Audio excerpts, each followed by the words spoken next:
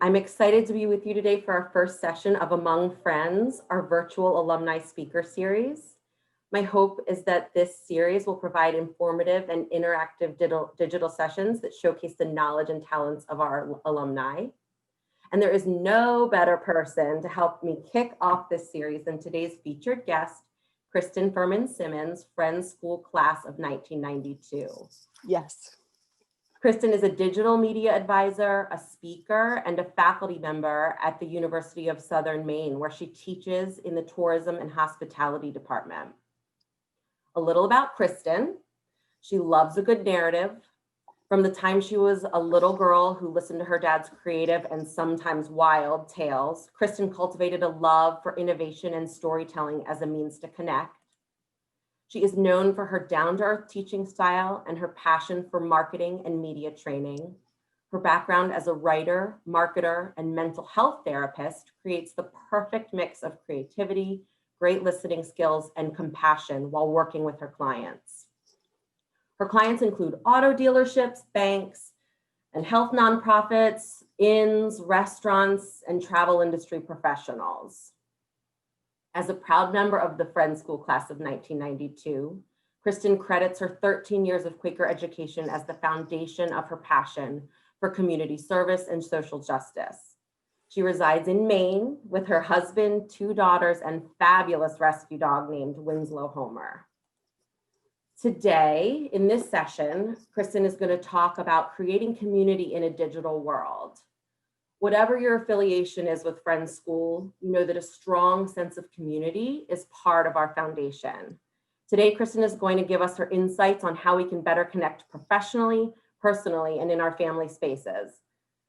As she told me when we were preparing for this session, even a family birthday party needs an agenda these days, people. It's true. It's true. Yep. And before I turn it over to Kristen, just some quick virtual protocols for today. If you have any questions, please use the Q&A feature at the bottom of your screen. Kristen will answer them at the end during our Q&A session.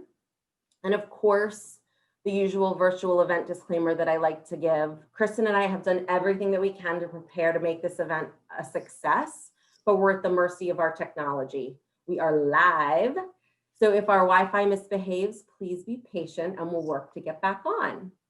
In the event that we get cut off completely and are unable to restart the event, I'll send an email to everyone so we're not just waiting around. So without further ado, please join me and welcome Kristen. Hey, everybody. My only wish is that I could see all of your faces right now. Christine, I'm so thankful that you asked me to be part of this. It's really excited to be back with the Friends School community. And I wanted to start off this talk. We're together for the next 25 minutes or so. And I wanted to start out this talk. I want you to imagine a time at Friends. Now, whether you're a parent, current student, teacher, an alum of Friends, think about a time at Friends that was really joyous for you. It could be something like a class that you took, a sporting event, one of the special activities. When I was prepping for this talk, I was thinking about a time, and I'm going to show you a couple of pictures because of course I have to show you the whole history of Friends School, not only in just how bad my hair was back in the 80s, but I'm going to jump right in with this. But hold in your mind's eye a happy memory of Friends. Think about that moment. And I'm going to talk a little bit about this picture that you see right here in the middle. This was the 5th grade medieval fair. And I don't know if they still do that. Christine, do they still do the medieval fair in 5th grade? I have not seen emails about it, so I don't know, actually. Okay. Oh, no, this was actually in 1985. And the entire year was medieval themed. We had this money system we had that we were learning all about our finances. And the best part about this was that we had this opportunity to do something called win a word. And this is something that I've actually repeated with my own daughters now, that every Friday in class during this medieval series, we would take a word that we had picked from something that we had read, one of the novels, picture books, it could be whatever we got it from. And we would try to win that word from the class. And what that was, we wrote it on the board, and then 3 students in the class would have a chance to try to guess the meaning of the word. And if they couldn't guess the meaning, you won it. And you were able to put it up on this medieval banner that you had created in class, which was really exciting. And once you got to 20 words, you won 20 words, you had the chance to go up against the principal of the lower school. And at the time, the principal was a gentleman named David Peerless. David Peerless was British. I remember him having wonderful sort of tweed suits that he wore to friends at the time.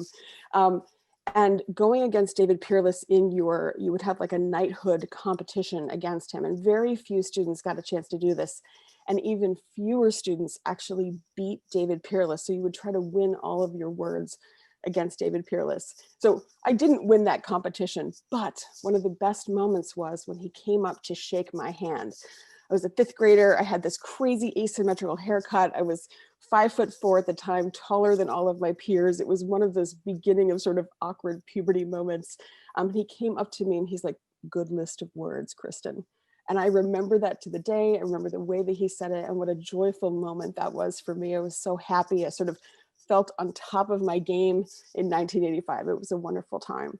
So to everybody here who's in the audience, think of that moment, because we are going to come back to that memory at the end of our call today. As Christine mentioned, we don't have a chance to see you face to face right now, but I do want you to put your questions down. I do want to have an active Q&A at the end of this session. And it is my intention that today I help you to reawaken some things that you already know about creating community. I'm going to tell you this right now. And if there's one thing that you remember, everything that you need to create community, you already have within you. We're going to talk about translating the skills that you already have into the digital world so that you feel happier about being online. You feel happier about showing up to your Zoom calls, in your emails, and on social media, because I want you to embrace these mediums because I love them. I love their power. I love their ability to connect. So again, that's my intention for today. So take just a quick look at these memory of friends and we'll come back. I think we might have Ilsa Levin on the call today, and I'm so excited because I wish right out of this picture, Ilsa, just to let you know, your mom, Nancy Levin, who was our Brownie troop leader, she was there giving me my patches for Girl Scouts. So this is a little bit of a chronology of my entire 13 years of friends. And of course, have to take a look, you guys, at the haircuts. This is the most winning one, of course, my graduation day. So why are we here? We have a challenge right now online where we are being asked to show up in our communities in a digital capacity. And I want you to take a look at this woman's eyes. When I look at this, I see the look of digital fatigue. And when I show up and I ask people about using digital tools and leaning into their computer and talking more on Zoom, I get this look all the time. It's absolute fatigue, right? We're not interested, we're exhausted, we're tired. Trying to squeeze out that last nickel's worth of toothpaste of energy out of ourselves to really show up online can be very hard. So my challenge for you today, and I'm going to repeat this, is that if you change your mindset about the tools that you have at your disposal, you will change the way that you connect with the people that you love, people that you care about, and also the colleagues that you have to work with. I'm going to repeat that one more time. When you change your mindset about the way that you use your digital tools, it will change the way that you show up with the people that you love, the people you care about, and the people that you work with. And maybe some of those people are one and the same. Sometimes that we forget this because we think of technology as a roadblock, right? We tell ourselves that maybe we don't have the digital savvy. We tell ourselves that the learning curve is really tough. We also see that there is a lot of garbage out there. There's a lot of trash, there's a lot of negativity, and it can be very difficult to turn that off and walk into our meetings with intention and positivity. Christine, I know that we talked about this a little bit, that one more Zoom call, right? One more time where we have to show up. How do we do that with grace and with happiness so that we are connecting with our peer communities? I want to tell you that there is another path and there is light at the end of the tunnel. There are three things. Now remember, at the beginning of this talk, I said you already have inside of you everything that you need to create a good digital community. The three things are this: intention, interest, and authenticity. And we're going to break down all three. I want to let you in on another little secret. And I share this same tool all the time whenever I'm teaching businesses or brands about how to use digital media. The same way that you show up in your life is the same way that you can show up on digital media to have success. It's just a matter of translating those tools to become part of your arsenal. Do you hear what I'm saying, Christine? Like the Yes. same way, right? It's the same thing. It's like Thinking Dale. of myself in my yoga pants with a nice shirt on right now. Like, does that mean I'm not showing up if I? Oh, no, no, no, no. There's no judgment about that. Yes, I'm completely wearing yoga pants right now, but no one can tell because no one needs to know anyway. But my point is too, the same way that we build relationships in real life, we're responsive, we create intention, we show interest, we share ourselves. Those are the exact same things that you need to pull on in order to create digital community. And you might be thinking, Kristen, that sounds absolutely obvious. And it is. We all just need that gentle reminder at times so that we can show up in a better way. So the first thing that I talk about is intention. Many of us who are in the business sphere, or if we're prepping for our classes, I teach, and every single week I have to go in with lesson plans. We show up with an agenda, right, Christine? Most of the time when you have meetings, you have an agenda. What's on your typical agenda when you show up? Oh gosh, my team, some of my team members are here and they can attest to my love and passion for making agendas. It just gives everyone a clear picture of what their role is, kind of if there needs to be any prep work for the call or meeting. It gives people a heads up about what we're going to talk about so that there can be some preparation beforehand. And Absolutely, yeah. I it mean, makes it's the meeting efficient. right. And that kind of structure is so important because we all know what it's like to show up without an agenda. And one of the things that I started very early on during the pandemic was creating agendas in different areas of my life because I knew the kind of structure that they created in my business life. So I said, you know what? How can I create intention agendas for how I show up, especially in connection with my family members, with my peers? How can I show up in a way that's really going to help me get what I need? And when I talk about sharing your intention, I'm talking about a personal agenda. Now, not a personal agenda like bending your ego and trying to push that onto somebody or trying to exercise your will. I'm talking about thinking in the same way you think about those business lists, those checkoff things. How do I want to show up in this meeting? How do I want to feel? How do I want to act? What do I want to get out of this? And what energy do I want to bring to this interaction? So a lot of times when we have our agendas, we don't add those feeling and emotion parts into the agenda. We think about the tasks, the strategy, the to-dos. But I'm asking you guys to set an intention agenda, this personal agenda, for every interaction that you have online. And this especially goes for your business calls. What do you want to get out of that? But that can also translate into how you're having connection with people who are far apart from you right now. I'll tell you a little bit of a story. So we wanted to celebrate the 84th birthday of my father-in-law, who you see pictured here. And we knew that it was very difficult to connect with him on Zoom. The learning curve was very difficult for him and for my mother-in-law.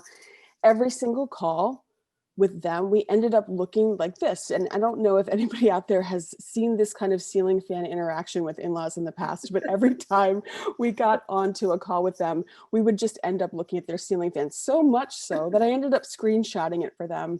But we came back around, my husband and I had this discussion about it. We said, how can we show up in these calls so that we aren't frustrated, so that our kids aren't frustrated, so that my in-laws aren't frustrated anymore, because this is the way that we have a channel to connect right now. We can't travel to see them. My in-laws are in a high-risk group. We live very far apart. There would be a lot of coordination right now for us to try to get together and be together safely. So how are we going to show up?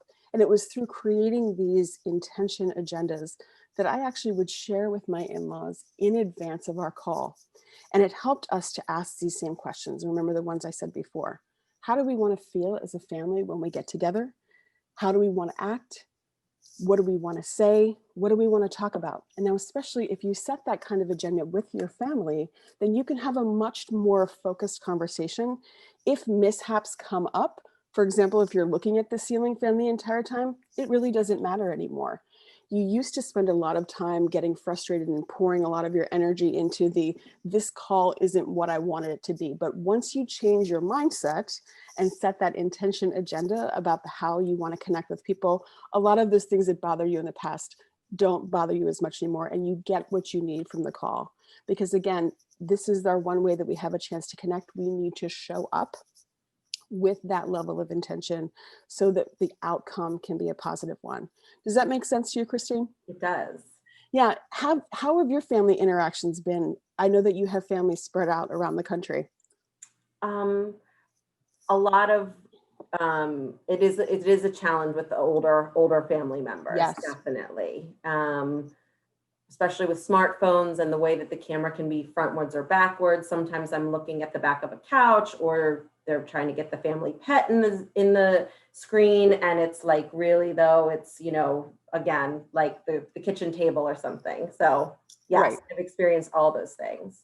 And I think that, again, we're asking everybody to change their mindset a little bit and to really sit before you get into that call, before you have that interaction, and to say, what do I want to get out of this? And if you take that business rubric that you already do on an everyday basis when you're planning for your business meetings or you're prepping for class, and translate that into the way that you have your personal meetings, it's just going to make you so much happier. And again, ceiling fan or not, my in-laws know that I'm sharing this slide too, so they're all good with that.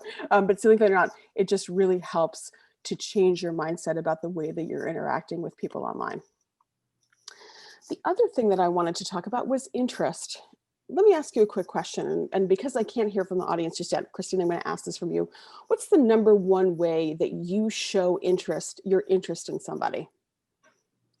Oh gosh. Yeah. Well, listening to them is one thing. Yes. Yeah. Asking questions, right? Yes. Yes. And this is the type of interaction that we like to have with people. We ask questions, we listen, we respond. And when I was thinking about interest, I was thinking about one example in particular. It's a friend's school example, because many of us who are on this call have been in meeting for worship.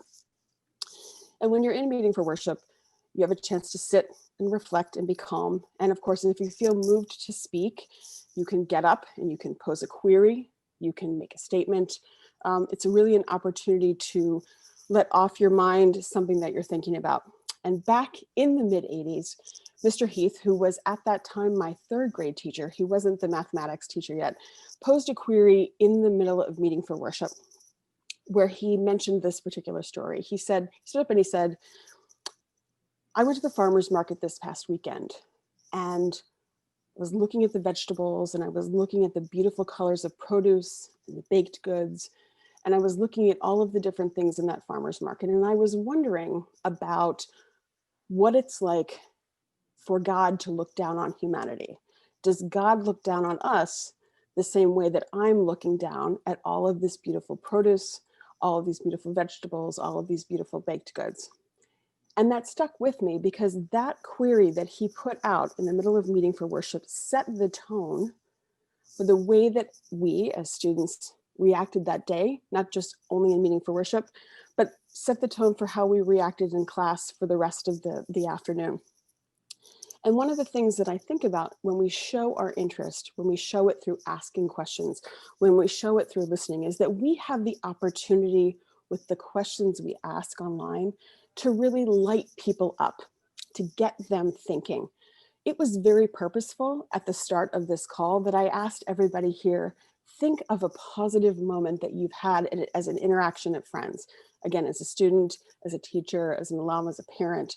Think of that positive moment, because when we show interest through asking questions, through those queries, we really not only change our own mindset, but we change the mindset of the people that we're interacting with, and we engage on a higher level. And that was such a beautiful memory for me to have of Mr. Heath. And again, I really want to encourage you all to, when you're on those calls with people, when you're in those interactions, ask questions, take the time to listen. The number one missed opportunity that I see when people are online through their digital media marketing or through their digital outreach is that they ask questions, but then they don't respond. They don't engage. And I say to them, if you showed up in a room and if I said to you, Christine, oh, Christine, nice blouse, beautiful. I love what you're wearing. And then you just turned to me and went like this.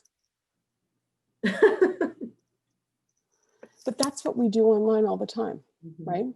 Somebody puts a little check and it's like, oh, I like it. But we don't say, thank you so much. I got it at this particular store. All too often, there's this missed opportunity in that interaction to say thank you and engage further. And if you want to create community, use those compliments as a starter for an interaction with your community members. Make sense? Yes. Yeah, it's a huge Well, I part. think And it's also hard in like what you're saying with interest. You know, I find myself in staff meetings sometimes. There's so many things going on in my work, in my email inbox. And so you know, it's hard when so whether it's for a family party or a staff meeting or a classroom, you're looking at something where there's 100 things going on. So rather than fully engage with my colleagues, I find myself sometimes distracted by all of the other things going on my screen. So I will remember now that my interest needs to be fully focused on the wonderful people in the room with me. absolutely. And it's, again, when I come back to that concept of the same things that you would do in real life are what you should be doing online. When you ask someone a question in real life and you don't respond, or if they don't respond, you make an assumption that they're not interested. But that's where we stop the conversation online. We don't respond to comments. We don't respond to likes. We need to engage. If you want that digital media to be more meaningful to you, then you need to take it further. You need to ask great questions and you need to answer those questions and talk and listen to other people. And again, it might seem really simple and easy, but again, right now you can see, you know what, probably everybody that's listening has had a missed opportunity for engagement and connection online. They're like, oh, you know what, I didn't respond to that comment. And that's all too often the case. If you want it to be more meaningful for to you, show your interest. Okay. Now, the last thing that I want to put into the mix in terms of the 3 ingredients is authenticity. Now, I want to share a quick story, and I know Senior Binford's on the line here, and I think Daira Lievino Binford is here too, and they are pictured in some of these pictures. I want to tell a quick story. When I was in 10th grade, I had a chance to go on the very first Friends School exchange trip to Mexico City. I was with 2 other students at the time, myself. I loved Spanish class, had a tremendous amount of fun, and Senor Binford and his soon-to-be wife took us all to Mexico City and to the wonderful town of Cholula, which is outside of a place called Texcoco. And we all had a chance to stay with families. It's a beautiful week with this lovely dairy family. You can see them pictured at the bottom of the slide here, that this other student, Kent, and I, we lived with this dairy family. And there was a special crystal egg that was part of this family's gift. Excuse me, sorry. I have a cat in the background right now who's trying to get my attention. So at the end of our week stay, the family had these crystal eggs and they gave them to us as a gift. And I was sitting with Senor Binford and I was sitting with Kent and other members of our Mexican family. And I was very new to Spanish at the time. And I turned to Kent and they had given him 2 of these beautiful crystal eggs. And I said in my very beginning Spanish, and this is a little bit embarrassing, I turned to him and I said, "Puedo ver sus huevos?" Now, for anybody that knows Spanish who's online right now, you might be absolutely mortified that I said that, because the cognate, or when you're talking saying "Puedo ver sus huevos," I thought I was asking Kent, "Can I see your eggs?" And in fact, I was not. I was asking to see his private parts, but I did not know that yet. And I remember Senior Binford turning to me at that moment. He said, "Kristen, I just want to let you know that that's not what that meant, but we'll talk about it later. You're going to have a chance to, we'll talk about it later." And I realized at that moment what I had done. So then I dug myself in even further, which was worse, because I thought to say that I was embarrassed in Spanish, I said, "Oh, señor, estoy embarazada," which I thought embarazada was a cognate for, and Christine, you're laughing because you know. I thought embarazada was a cognate for being embarrassed. I should have said tengo vergüenza, right? Because I should have said I'm embarrassed. But I said, "Can I see your testicles? I'm pregnant," is basically what I said to my Mexican family. I meant to say, "Can I see your eggs? Oh, I'm embarrassed." And so I remember the way in this moment of the absolute pause from Senor Binford. And he looked at me, he's like, It's all good. We're going to work our way out of this. It's great. I ended up taking this story and turned this story into my college essay. And it was my freshman year, I know, right? Freshman year of college, my advisor at Oberlin College said to me, Kristen, your essay was hilarious. It was really funny. I really liked your authenticity. It felt really brave to me. And I said, thank you so much, because it was a moment in my life as a young student. I was really trying hard. I wasn't trying to be rude. I was trying very hard to implement what Spanish I knew, but I did it badly. And I did it in a big blowout way with this family. And thank God they were a really nice family. But it struck me because they said that authenticity is what struck them about me as a person. And recently I have a senior in high school right now who I had a chance to speak to her class about what makes for a meaningful story for their college essays. And I shared this story with them. And I wanted to share with these students. They said to me, Kristen, what do we say? What do we tell about ourselves? And I said, show up in a way that reflects your bravery, your truth, and your personality. And why I tell people that those are things are all under the umbrella of authenticity, right? We now, as being part of the digital world, we are inundated with sales messages, with false information, with people really curating their lives so that we don't get to see a real picture of who they are. And we're fatigued from that, right? So if you choose to show up in an authentic way, like I just chose to tell that story and I kind of threw myself under the bus, and it's a funny thing now, but at the time it was absolutely mortifying, right? But if you show up in an authentic way, that is what connects with people. I can guarantee every single person that's here in this talk right now, if you go right now and you post on social, or if you tell a story like this, you will get more comments and engagements than you have ever done before. Why? Because we are craving it. We want that realness. We want that connection. And we even want that sense of like, you're a real person. You make mistakes. You're okay. You live to tell the tale. And that authenticity is now more important than ever. So I know we're kind of coming to the end of our time, and I could go on about our friend's school trip to Mexico. We went back in our 10th grade year and it was much more successful. I had a lot more Spanish under my belt at that point, which was much better, I must say, for my family.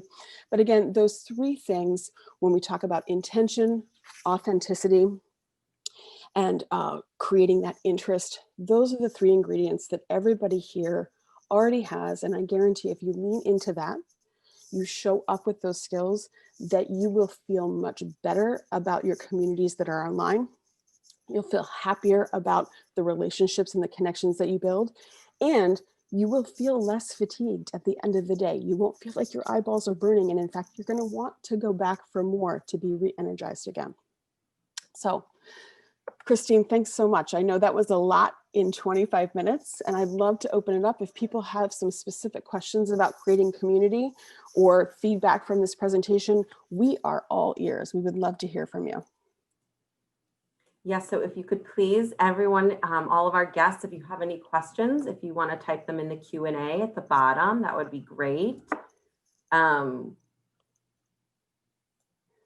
Kristen, I want to make sure you can see them too. I can. I actually just saw a wonderful comment from, I want to say Señorita Alievno, but that's not that anymore. It's Stayer Binford now. But thank you so much for the wonderful comment about the story. It's something that has been a treasure, and especially now that my own daughter is writing her own college essays, which blows my mind. She couldn't believe that I shared that story as part of my own experience, but it worked. It was great. So a question, Kristen, you are at University of Southern Maine. You are in the tourism department, and can you give an example? Like you had told me when we were preparing for this a little bit, what some of the ideas that you had as a faculty member, what you've done to kind of switch in the digital world. Can you give an example of something that you've done in your class? Yes, absolutely. Really engaging for your students? So one of the things that I do with my students is exactly what we've done here today. And I start out every single class with some kind of query. And we brought that up on purpose because, again, I really believe heavily in setting the tone for what you would like to create in your meetings. And this can be a tone that you have for a meeting that you're having, like sort of an ideation meeting, but also for a meeting that you're having on a regular basis. If you have a weekly checkup with a team, it's nice to lift the energy of that meeting with setting the intention with a new query, a question, an idea, something that's out of the norm to get people in a creative way of thought.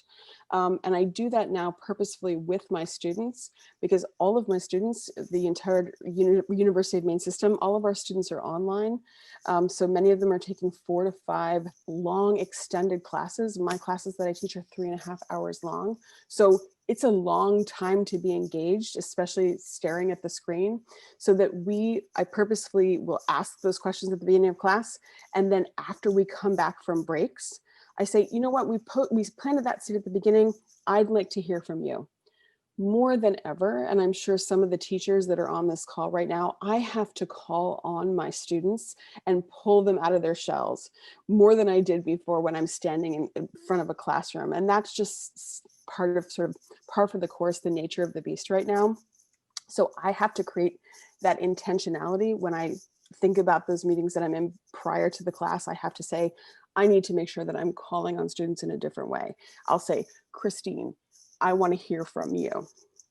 And then that helps to draw the student out. So that's a technique that I'm employing on a regular basis. It does take a tremendous amount of work.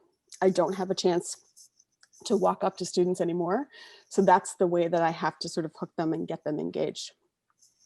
Does that answer your question? Yes, you putting me on the spot today with questions got my blood's going, and I am like more engaged. You know, it's like right. Putting people on the spot gets you going. I'll read the question. Sure. Do you have advice for my 10-year-old who is currently watching with me on how to navigate the virtual school experience when most of his class has gone back in person?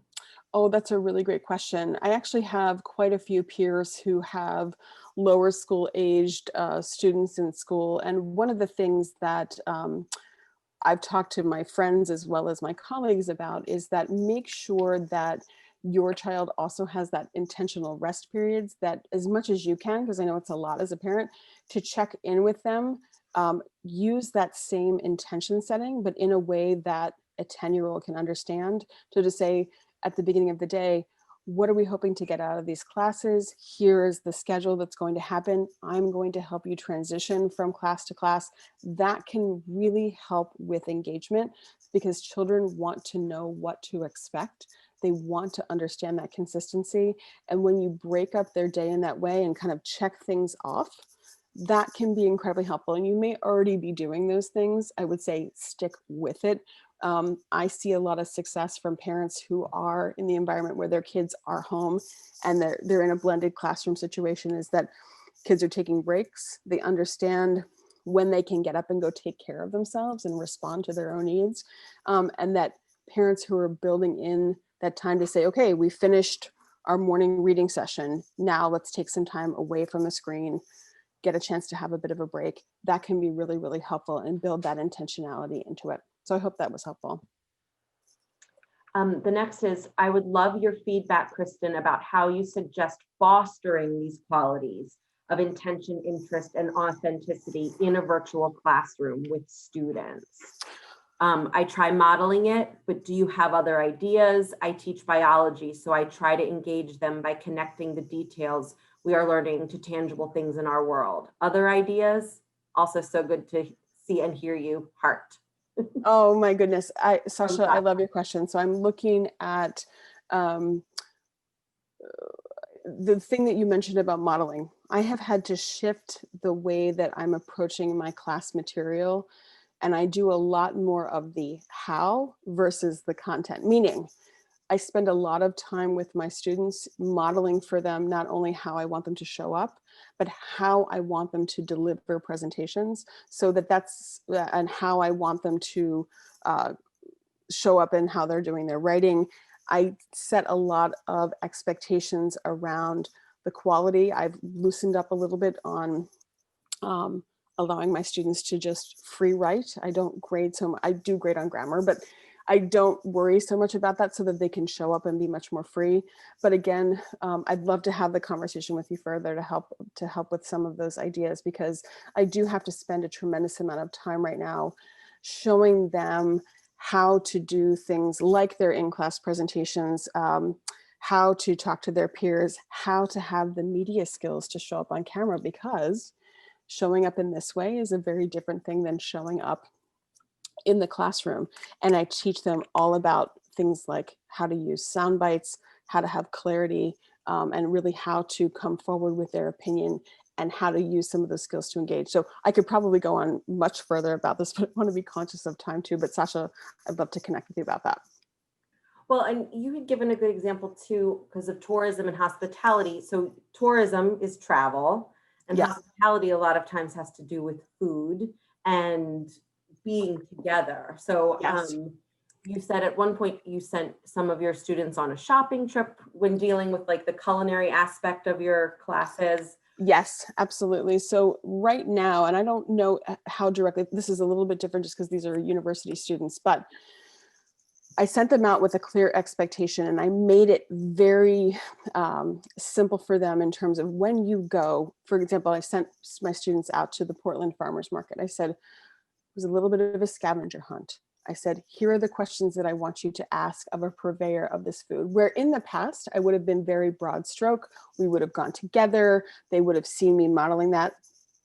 We can't now. They can't see that. We don't have that same togetherness experience. So I have to make it very clear with step-by-step instructions for them so that they can step into that with strength. I find that right now, students need a whole lot more hand-holding because they don't necessarily know how to show up in this space. It's new for them too, so they need things broken down in a way that they didn't necessarily need it in the past, because students also want to know that they're showing up right. They are in that mindset of being graded. They want to know that they're doing okay, right? So if you break things down into very easy to digest steps for them, so that if I say to them, what is it like to show up and talk to a chef about their restaurant? You go up to them and you shake their hand and say, thank you. I am doing a lot of those sort of protocol steps for them so that they feel like, okay, if I check these things off, I'm doing it the right way. In the past, I would not have done that. But it really does help, because then they're feeling that measure of success, and then they feel more brave to go out and do it again. Okay, I think we have time for like 2 more questions. This is from your old 3rd grade teacher, David Heath. I actually have no memory of saying that in Meeting for Worship. So thank you for that reminder about the farmer's market message and that it stuck with you. Who knows when we were tossing a pebble into the pond and the ripples go out beyond us. Yep. So that was actually not a question, but that was a wonderful shout out, and awesome that a faculty member that was there when you and I were students was here. And I love that he said that ripples on a pond, because I think that was a quote from the Phantom Toll Booth as well, which we read in 3rd grade with Mr. Heath. The quote was, "Gladness spreads like ripples on a pond," and it was a beautiful reminder. But it was one of those things in Meeting for Worship. Yeah, it absolutely stuck with me, and I loved it. And it's something I've thought about for years. Another question: do you have any favorite tools or sites or platforms that you like to use to build community and deepen connections in the virtual space? Yes, absolutely. So there are 2 spaces, one that's open to the public, which of course is Facebook. When I say open to the public, of course, you do have to sign up for an account. I do like to use Facebook because it's fairly user-friendly, especially with my student groups. I get them to show up there, share content there. But I also use Facebook, especially when I'm meeting with our extended family, our relatives. We set up private groups within Facebook and people can easily access it. There's a low barrier to entry in terms of how people are using it, as well as the fact that for the most part, it's easy to navigate. People can get notifications, and that's a really great place. So I get Facebook private groups. The second tool that I use is a piece of software that's really kind of on the school level. It's called Brightspace. And there are a lot of different tools that are out there right now for people, but Brightspace is one. It's similar to, you can integrate Zoom with Brightspace, but you have the ability to have a much more interactive experience with the people that you're working with. You can collaborate on the fly. You can share documents very quickly. It's a really wonderful tool, especially if you're in that sphere where you need to have creation and ideation and the sharing of information quickly. I like to work in groups where I have large whiteboards and we're putting down ideas together, and that's been very difficult to try to translate that into an online space. So we use Brightspace exactly for that, where we have the ability to have our face and our meeting and our people all together, and then our portfolios on the other side, and we can quickly navigate through. So I don't know if I don't know if the person's asking if they're a teacher who mentioned that, but that might be a tool to really look into, because I find it really successful. It's something we just integrated this year. Okay, let me see if there's any more questions. Can I ask what you ended up doing for the 84th birthday? What can you give it like a little insight Sure. into what the assignments were for that? And yes, absolutely. So, and thanks for everybody who's hung on here for the call. We talked about that 84th birthday and setting that intention. We decided that we were going to have an hour-long dinner together. We prepared the same dinner so that we would have that in 2 different places. It was just like spaghetti and meatballs. And then they had a cake and we had a cake, which was really fun, because even though we couldn't share cake together, I said, Pop, make whatever cake you can. And then we gave my in-laws questions in advance to ask of our girls, so that they would have a list and they could ask our girls specifically about what they were reading. My in-laws are older. My mother-in-law is moving into dementia, so this was really helpful for them. Some people might hear that and think, oh, I would never prompt my in-laws with questions. That's where we are right now. It really helped them to be focused and stay on task, and also for my teenage daughters to remain engaged with my in-laws. So my in-laws had a set of seated questions that they could ask the girls. And then we told my in-laws that we were going to be asking them questions about where they had been traveling prior to COVID, some of their favorite birthday memories, so that they came prepared to that conversation to stay focused. We also prepped them in advance of how to put the camera on the table so that we would not be doing the ceiling fan look, right? So that was a really positive thing. And we all left that meeting feeling like it was a massive success, because of the fact that we had that focused conversation. We had that opportunity to set the expectations, and we had the chance in advance to communicate not only with my in-laws, but also with my daughters, to say, this is how we are going to engage. And this is the way we're going to set this mindset so that it becomes something that's joyful for everybody, as opposed to a frustration. And we've replicated that experience. So we kept it pretty simple, actually. It was just a shared meal, birthday cake, but with some questions in advance. And I found that we all left feeling like, oh, that was fun, we could do it again, versus, oh dear God, I don't want to get on with my in-laws at all. It's boring, it's terrible, it's difficult with the technology. We felt like it was a success. Well, and with intention and expectations, the loudest family member can't take over the whole thing, right? It gives everyone a chance to speak as well. Right, right. And as we think about agendas and we think about starting on time and ending on time, one of the best pieces of advice I ever got from somebody who this is when I was in clinical mental health. She said, start on time and end on time, and everything in between doesn't matter. She's like, that structure alone is enough. And if you take one piece of advice away from today in creating that intentionality in meetings, starting on time, ending on time, especially with my older in-laws, and wanting to make sure that we keep that connection going with them, we have to work to keep that connection. Start on time, end on time, have these lovely questions in between. The interaction becomes much more meaningful, and we don't feel like we're losing out as much on that time together, because we make sure that it's filled with good questions, we're focused, and then we know when to end, so that we don't feel like we're sort of trailing off into the ether. Well, on that note, ending on time, starting on time, we had about 45 minutes set aside for this session. Our first lunch session. And so I really thank you, Kristen, and thank you to all of our guests for joining us today. It was wonderful. And if anyone has any questions, follow up for Kristen, everyone on this call has my email address. So you're welcome to email me and I can share Kristen's contact information. Christine, thank you so much. And to everybody that took the time to come on the call today, I hope that you feel reawakened, and I feel like you feel some possibilities, that you already have that strength inside of you. And if you need some practical advice in terms of platforms, please reach out to Christine. She can put you in touch with me. I would love to speak to all things tech related to creating online communities. I'm open for that resource as well. I hope everybody has a great afternoon. Great. And Kristen, I want to make sure, I'll let all the audience guests, you can go, but I want to make sure that you were able to read all the comments before we end this, just so that you can see them, because I don't think that they'll save. Oh, great. And I just saw one from Senior Binford, and I loved that we took that first trip.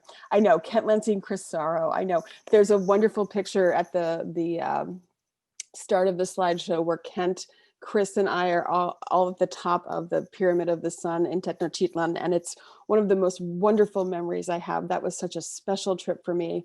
We had a chance to do some quite unique things, and it really, I hold that trip in a special place in my heart.